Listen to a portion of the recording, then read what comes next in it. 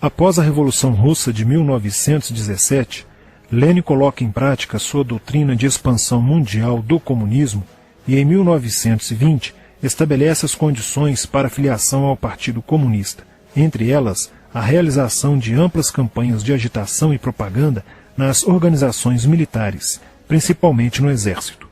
Em 25 de março de 1922, nasce o Partido Comunista do Brasil, o PCB. O novo partido aceitava as ordens diretas de Moscou.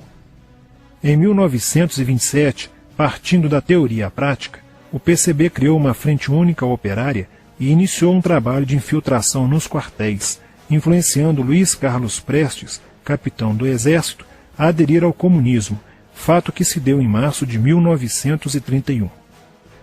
Em abril de 1935, Prestes foi incumbido pela direção da Internacional Comunista de promover um levante armado no Brasil.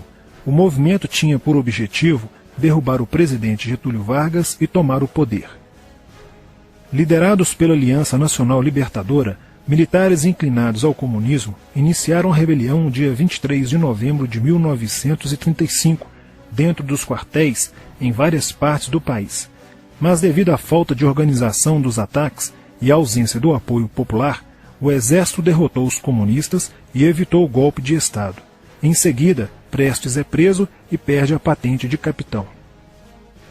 Com o advento da Segunda Guerra Mundial e a invasão da Rússia pelos nazistas, a política exterior soviética muda e Stalin tenta ganhar o apoio das democracias ocidentais. O PCB redireciona sua política seguindo disciplinadamente a orientação de Moscou e apoia Getúlio Vargas. Após o final da Segunda Guerra Mundial, o PCB reinicia a agitação das massas populares e tenta desestabilizar o governo Dutra através de uma política conspirativa.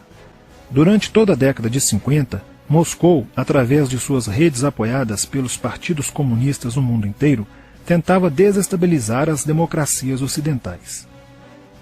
Como consequência, nessa época, em muitas universidades ocidentais, predominava uma visão social esquerdista, sendo que grande parte do terceiro mundo aclamava o modelo soviético como a estrada para a justiça social.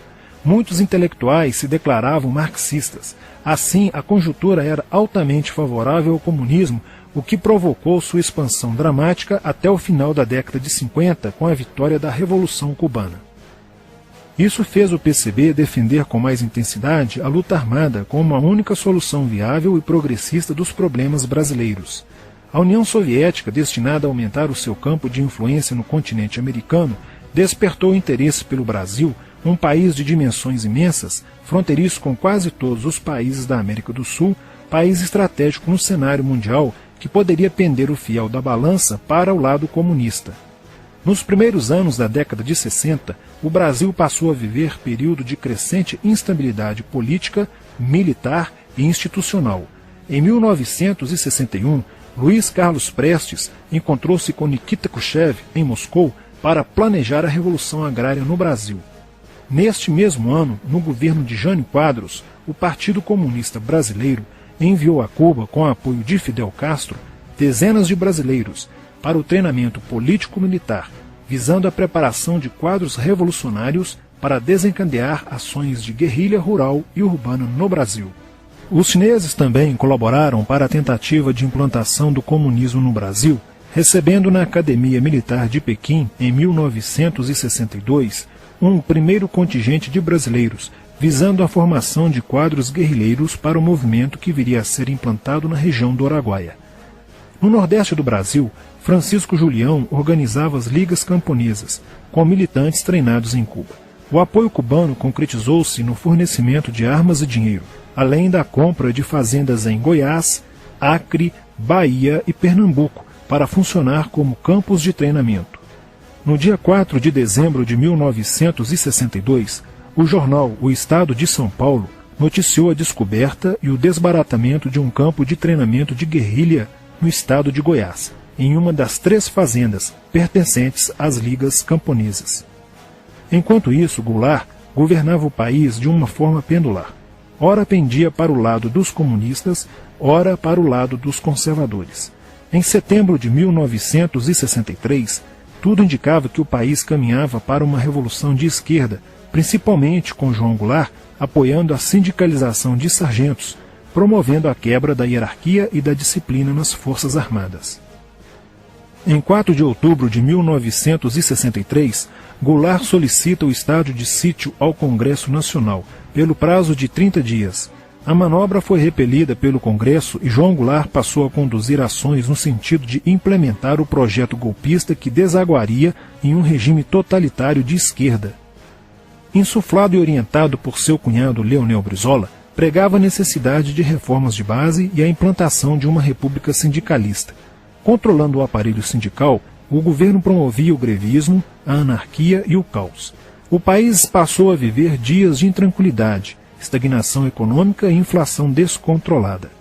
Em meio à crescente radicalização do ambiente político, Leonel Brizola era a liderança que unificou as esquerdas na frente de mobilização popular, criando o grupo dos 11 companheiros para tomar o poder pela luta armada. Segundo Brizola, o grupo dos 11 seria a vanguarda avançada do movimento revolucionário, a exemplo da Guarda Vermelha da Revolução Socialista de 1917 na União Soviética. Alheio às críticas que lhe endereçavam militares e oposição civil, João Goulart e o PCB mantinham entendimentos constantes. No dia 13 de março de 1964, um comício realizado na Praça Central do Brasil, no Rio de Janeiro, ficou conhecido como a Comissão das Reformas. Mais de 100 mil pessoas participaram, pedindo a legalização do PCB e a entrega de armas ao povo para a luta armada. No palanque estavam João Goulart, Miguel Arraes e Leonel Brizola. No dia 19 de março aconteceu a primeira Marcha da Família com Deus pela Liberdade, que reuniu 800 mil pessoas em oposição ao comício do dia 13, em demonstração do descontentamento de grande parte da população com os rumos que tomava a situação nacional, principalmente devido à impressionante demonstração de força, o tom radical dos discursos de Arraes e Brizola e a profusão de cartazes com a foice e o martelo.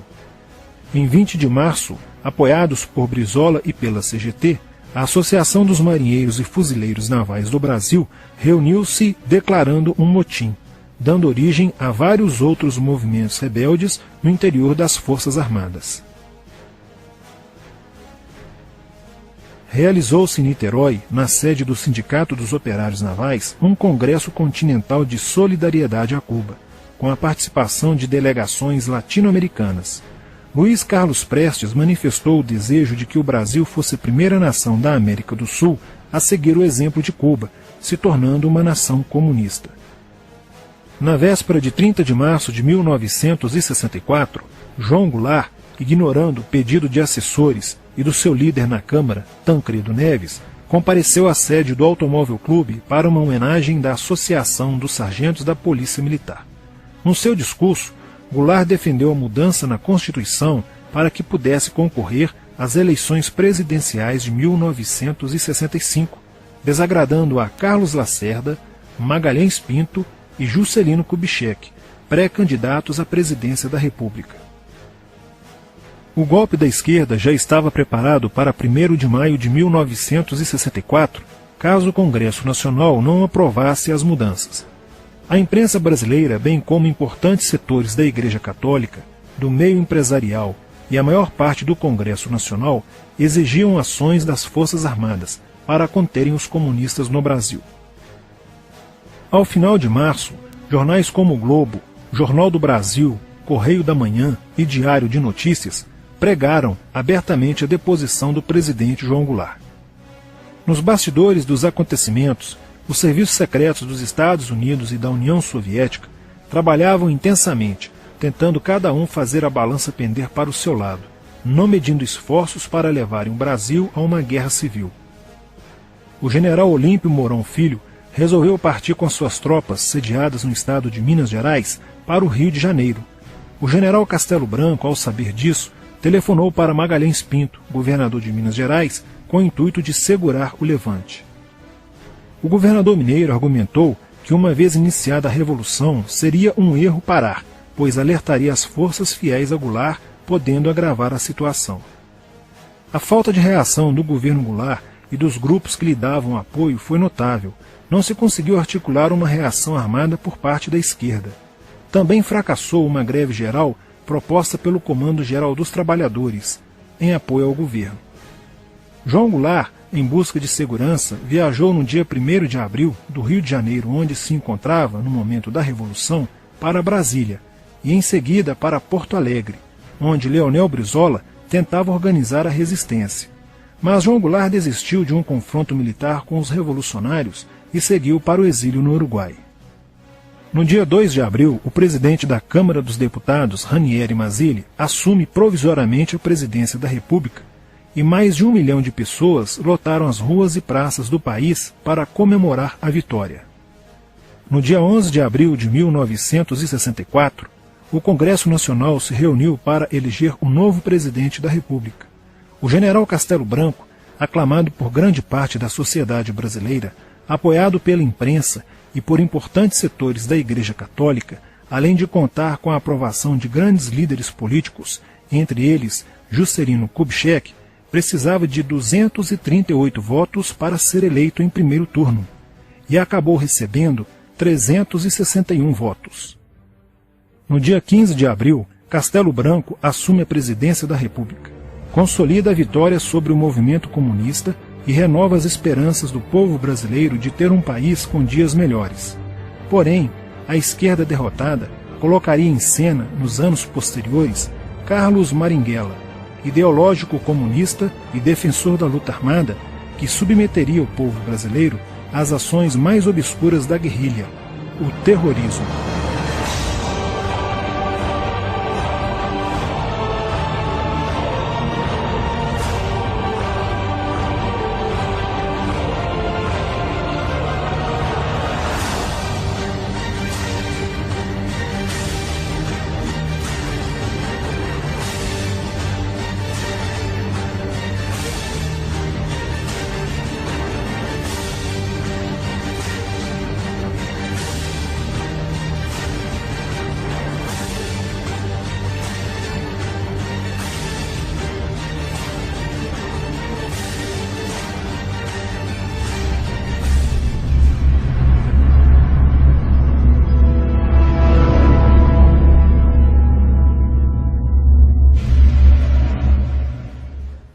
Em 1959, quando Fidel Castro anunciou ao mundo que sua revolução era comunista, passou a ser apoiado por Moscou.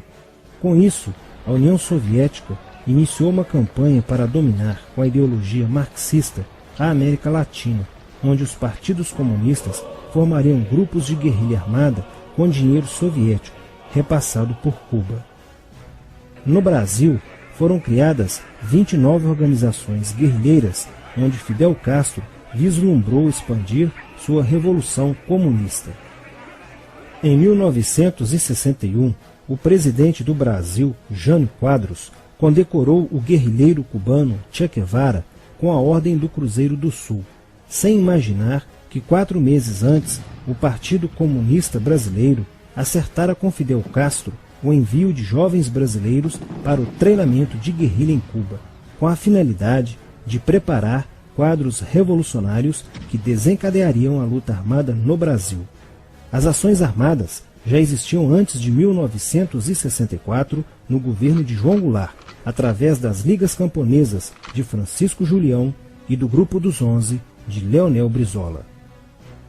Com a chegada ao poder, em 1964, do presidente Castelo Branco, centenas de comunistas e políticos de esquerda refugiaram-se no Uruguai, onde formariam a Frente Popular de Libertação, que a partir de 1965 empreenderia atos de sabotagem urbana e focos de guerrilha rural no Brasil, principalmente na Serra do Caparaó, cujos guerrilheiros, apoiados por Leonel Brizola, foram combatidos e vencidos por tropas da Polícia Militar de Minas Gerais. Em 1966, a esquerda brasileira, decidida a tomar o poder à força e em curto prazo, passou a adotar táticas terroristas como as que foram usadas pelo grupo guerrilheiro Ação Popular, que ao explodir uma bomba no saguão do Aeroporto Internacional de Guararapes, em Recife, matou o jornalista Edson Regis de Carvalho e o almirante Nelson Gomes Fernandes, A influência da Revolução Cubana passou a servir de modelo para muitos revolucionários como Carlos Marighella, do PCB, que em 1967 viajou a Cuba e participou de um evento sobre a propagação da luta armada no território brasileiro. De volta ao Brasil, em setembro de 1967, Marighella criou a Ação Libertadora Nacional, ALN, e começou a recrutar jovens brasileiros entre os estudantes que, depois de preparados ideologicamente, foram enviados a Cuba. Em 1968, com a chegada ao Brasil do primeiro contingente da ALN de guerrilheiros formados em Cuba, entrou em cena Carlos Lamarca, capitão do Exército e militante da Vanguarda Popular Revolucionária, VPR, que se uniu a Marighella e em janeiro de 1969 explodiu 50 quilos de dinamite no QG do 2º Exército, matando na explosão o soldado do Exército Mário Cosel Filho e ferindo 6 militares. E ainda, na cidade de São Paulo, os guerrilheiros avançaram com um veículo roubado e abordaram o capitão Chandler, do Exército dos Estados Unidos, que se encontrava no interior de um automóvel quando saía de sua residência. Chandler foi morto por uma rajada de metralhadora em frente da esposa e do filho de 9 anos. O Comando de Libertação Nacional, Colina, criado em Belo Horizonte no ano de 1968, executou na capital mineira vários assaltos a agências bancárias e atentados à bomba. Os guerrilheiros se reuniam durante as sessões de cinema no Cine Acaiaca, localizado na área central de Belo Horizonte, para planejarem as ações de terror e guerrilha. A situação estava ficando caótica no país. Os guerrilheiros praticavam atentados à bomba nas grandes cidades, matando e ferindo vários inocentes, aumentando a insegurança e o medo da população, que passou a exigir ações imediatas do governo brasileiro para acabar com a violência praticada pela guerrilha. Atendendo ao clamor público para combater o terrorismo e a guerrilha com mais rigor, o presidente Costa e Silva editou o Ato Institucional número 5, AI-5, que previa o exílio e punições mais severas aos autores de atos de guerrilha terrorista praticados contra a população brasileira. Em desafio à nova medida do governo de proteção à sociedade, Carlos Marighella, em 1969, lançou o seu mini-manual do guerrilheiro urbano. Neste mesmo ano, só no Rio de Janeiro, a ALN, para aumentar os seus recursos financeiros, praticou 30 assaltos, sendo a maioria deles contra as agências bancárias. E ainda, em 1969, a ALN, juntamente com o movimento revolucionário 8 de outubro, o MR8, sequestrou o embaixador dos Estados Unidos, Charles Burke. O sequestro foi sugerido pelo guerrilheiro Franklin Martins. Os guerrilheiros exigiram a libertação de 15 presos políticos, dentre os quais se encontrava José Dirceu. A exigência foi prontamente atendida pelo governo militar. A ALN estava prestes a sofrer um grande golpe quando Marighella começou a cair. Após a prisão de um militante de sua organização, no dia 1º de outubro de 1969. Os dados fornecidos pelo militante da ALN preso coincidiram com informações prestadas por outro militante da VPR, que também denunciou o envolvimento de vários religiosos com grupos de guerrilha, entre eles Frei Beto. Quando Frei Fernando e Frei Ivo, também envolvidos com os grupos guerrilheiros, foram presos e logo após interrogados, os religiosos entregaram o ponto de contato de Carlos Marighella, na cidade de São Paulo. No dia 4 de novembro de 1969, o ponto foi cercado pela polícia, onde Marighella, percebendo o cerco, reagiu e foi morto. Depois da morte de Marighella, centenas de guerrilheiros foram presos e mais de 300 armas apreendidas. 2 sequestros de diplomatas, o embaixador alemão Enfield von Hollemer e o cônsul japonês Nobuo Okushi foram feitos às pressas para libertar os guerrilheiros que continuavam presos. Inspirados no marxismo cultural, vários militantes da esquerda brasileira iniciaram a estruturação de uma organização que se infiltrou nas faculdades brasileiras, bem como no meio artístico e cultural e principalmente nas edições de jornais, setores estes com grande poder de influência sobre a formação da opinião popular. Durante as manifestações, vários militantes comunistas, usando armas de fogo, eram infiltrados no movimento estudantil e disparavam contra os manifestantes, na intenção de colocar a opinião pública contra o regime militar. Com a morte de Marighella, Lamarca havia assumido a posição de líder mítico, que sustentava a esperança na vitória comunista. Em 1970, quando o embaixador suíço Giovanni Butcher foi sequestrado, o governo se recusou a soltar os presos da lista apresentada pelos guerrilheiros.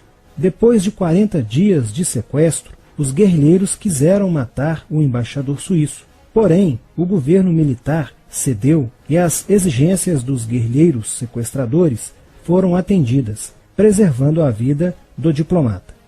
Na cidade de São Paulo, o cerco sobre a vanguarda popular revolucionária, liderada por Carlos Lamarca, estava se fechando.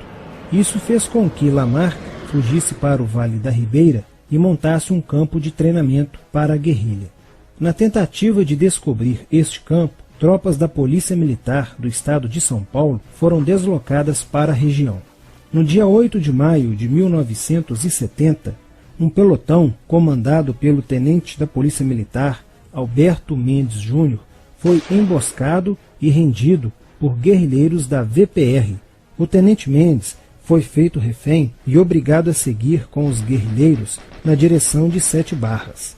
Depois de um dia e meio andando pela mata, Lamarca formou um tribunal revolucionário e decidiu matar o tenente Mendes, que teve o crânio esmagado por coronhadas de fuzil desferidas pelos guerrilheiros Diógenes e Fujimori.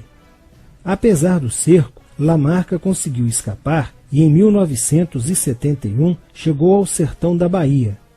Depoimentos de guerrilheiros presos em Salvador levaram o exército ao esconderijo de Lamarca, que, estando armado de metralhadora, reagiu à prisão e foi morto.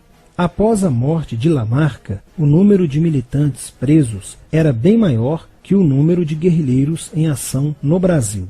Os guerrilheiros, percebendo que o cerco estava se fechando, passaram a sequestrar aviões comerciais e obrigar o piloto a desviar para outro país, onde pudessem se exilar. 4 desses aviões foram desviados para Cuba. Os guerrilheiros comunistas estavam perdendo a guerra. Os militantes que abandonavam as armas eram acusados de traição nos tribunais vermelhos e executados pelos próprios companheiros, em atos de justiçamento.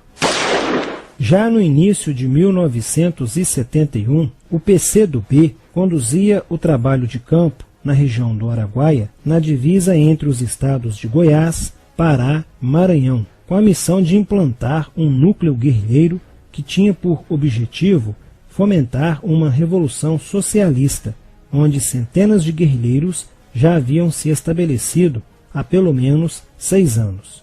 No início de abril de 1972, o presidente Médici enviou à região do Araguaia equipes especializadas em inteligência que, da busca do conhecimento sobre a atividade clandestina, logo efetuaram as primeiras prisões, entre elas a de José Genuíno, primeiro guerrilheiro preso no Araguaia. Logo após, o exército sofreu as suas primeiras baixas ao ter um grupamento emboscado por elementos liderados por Oswaldo Orlando da Costa, conhecido por Oswaldão. Isso fez com que o exército passasse a empregar tropas convencionais que cercaram toda a região do Araguaia. Com a derrota cada vez mais próxima e com o total abandono logístico do PCdoB, ao qual os guerrilheiros foram relegados, sem armas, comida e remédios, vários militantes da guerrilha, encurralados, quiseram se entregar, mas foram mortos pelos próprios companheiros em atos de justiçamento.